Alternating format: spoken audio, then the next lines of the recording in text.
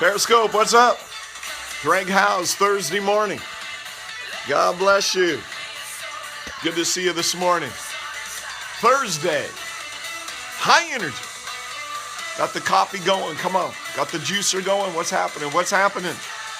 Got some breakfast going. What are we doing this morning? Let's go for it. Bourbonnais is on high energy. Okay. The coffee is on. All right, all right, all right. Yeah. Thank you. It was good to see you last night, too. Although I guess I didn't see you. But I'm glad you were on last night. Yeah, I'm glad you were on. Last night was tremendous. What a great word from Matthew Stevenson. It was powerful, on point, accurate, timely. Everything we need. New York City. Good morning, good morning. Music sets the atmosphere. Yeah, I think so. I don't know why more guys don't do it, but I think it's good. In fact, I think, hey, good afternoon in the UK. Organic coffee, wow. Pittsburgh, PA. How are the Pirates going to be this year? Pittsburgh Pirates, how are they going to do? The Cubs and the White Sox are off to a great start. I was going to say, as far as I know, I was the first one to start using music on these Periscope broadcasts. As far as I know, there may have been somebody else doing it, but I didn't know about it. So I think it's helpful. It does set the atmosphere, and it kind of fills it in while we're waiting for some people to come on. So I think it's a good thing. Good morning, everybody. Welcome to Leaderscope. This is Greg Howes. I'm glad you're with me this morning. God bless you so much. I hope your day is off to a good start. Thank you for all the hearts. Just keep tapping that screen and you release hearts. So tap, tap, tap away. Thank you so much. Thank you. Invite some followers to come on with you. Appreciate it so much. I appreciate it. God bless you. I'm grateful for you. Got some organic coffee going. Somebody wants to know what kind. Okay, we're going to start selling coffee on here. Go ahead. Tell them what kind of organic coffee. Go ahead. All right. Somebody said the block ministry is on. Did I miss something? If you see any foolishness going on, just block them, okay? Just block them. All right. God bless you guys so much. This is Talk Back Thursday. And so I'm looking for you guys to talk to me a little bit today. So give me some of your thoughts, some of your feedback, how you're processing some things. As we begin today, I want to recommend a manual to you. And this manual is called School of Prophets Prophetic Science. I'm going to show you what it looks like. It's probably backwards on your screen. Prophetic Science. And this is written by Brian Meadows, Apostle Brian Meadows, who is based in Atlanta, Georgia, has a local church in Atlanta, a tremendous young leader. If you like Matthew Stevenson, you probably like this guy. Not exactly the same, but similarities. And he has put this manual together, Prophetic Science. The subtitle is Technology, Strategies, Administrations. And so I just want to recommend this to you. You can get it on Amazon. So go and check it out, okay? Go and check it out. And I think it will be a blessing to your life, all right? So I just wanted to mention that real quick. This Saturday is the second Saturday of the month, and that's when we have our second Saturday Leaderscope. So I'll come on at 8 o'clock Central Standard Time this Saturday morning. I'll do an extended teaching for about 45 minutes. So plan on being with me on that. I'll have a handout ready to go by late tomorrow on Friday. So check that out, and I believe that'll be good. Just a couple of things I wanted to cover real quick. Last night, Matthew Stevenson was at Cornerstone, and he presented a great word, especially if you're a prophet and if you're interested in the prophetic movement, the prophetic anointing. It was a tremendous word. So I would encourage you to go on Periscope and check it out. He had one of his guys Periscoping it. I was Periscoping it. So you can go to a couple of different places to find it. It's on my Facebook wall.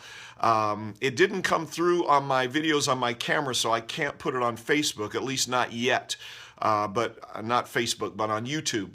So I'll keep trying to work on that and make that happen. I don't know what happened with that last night, but it didn't save to my camera. So, but I do have it on catch.me, so we'll check it out. Well, aren't you glad we have all these resources? Isn't that tremendous?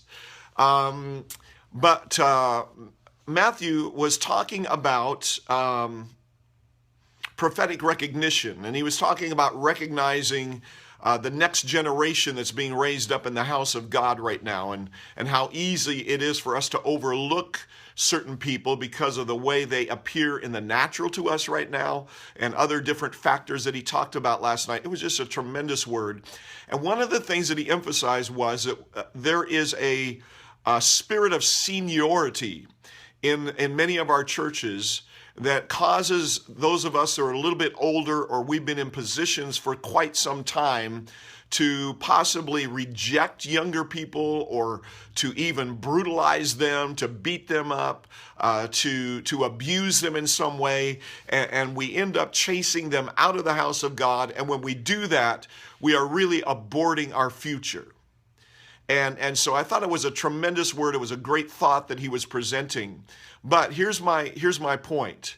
I had some people come and say to me, well, because Matthew kept talking about firing people. He said there are going to be some people that you need to fire because they've been there too long and they're holding things up. They are hindering our forward momentum, and so they need to be fired.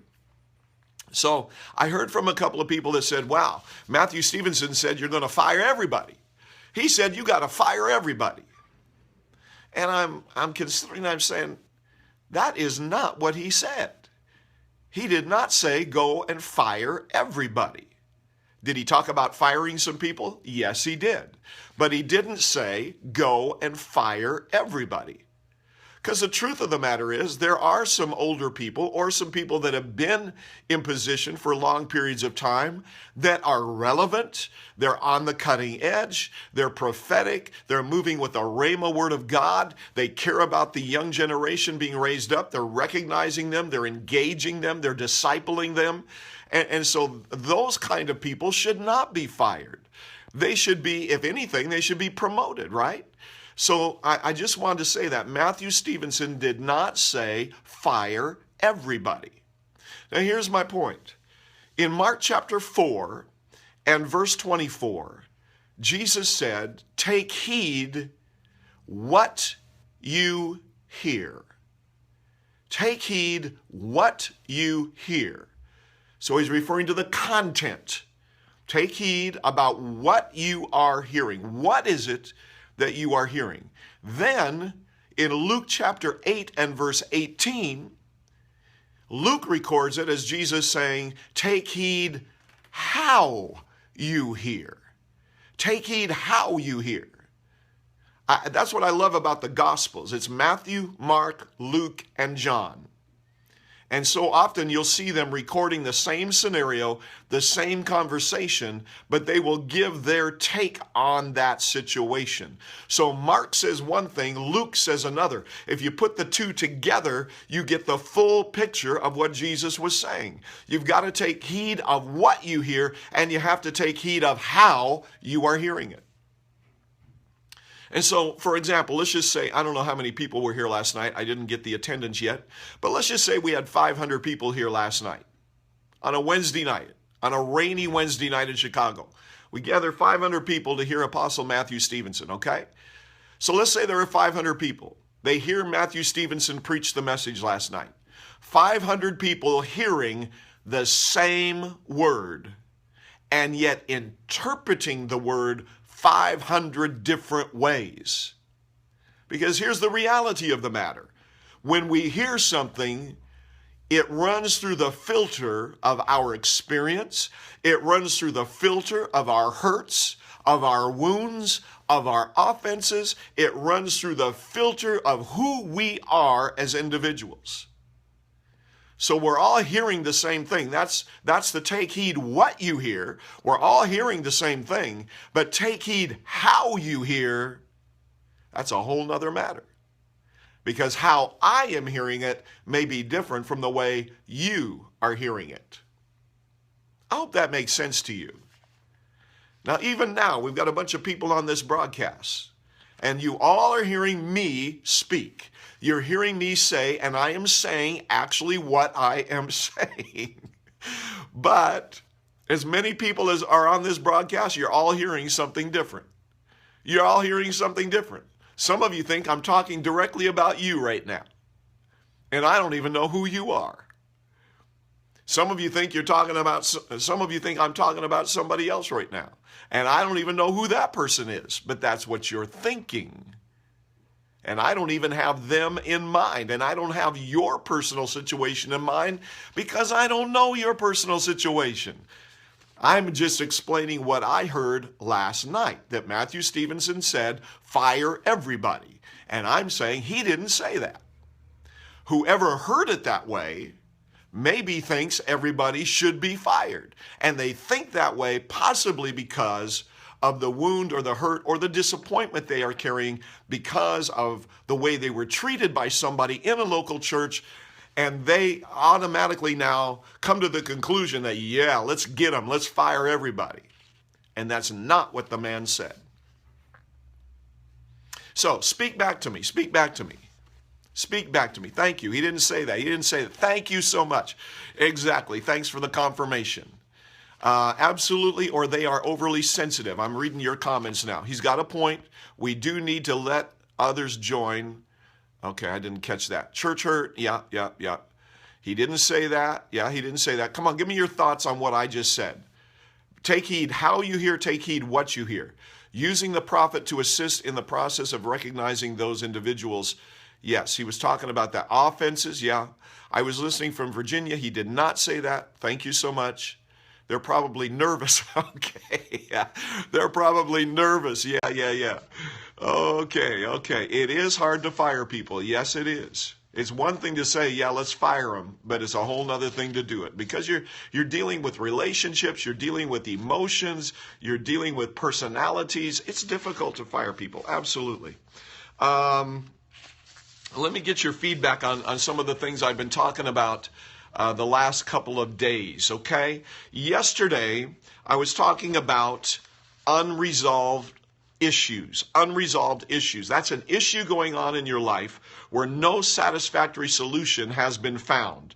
And I told you yesterday, it's dealing with a situation that lacks a resolution, or it is unaddressed emotions. It's an argument that has not been settled, a question that remains unanswered, a decision that has not been made, or possibly you're dealing with an area of perfectionism like I have been dealing with lately. I've talked openly about that here on these Periscope broadcasts, but we all have these character issues, unresolved issues.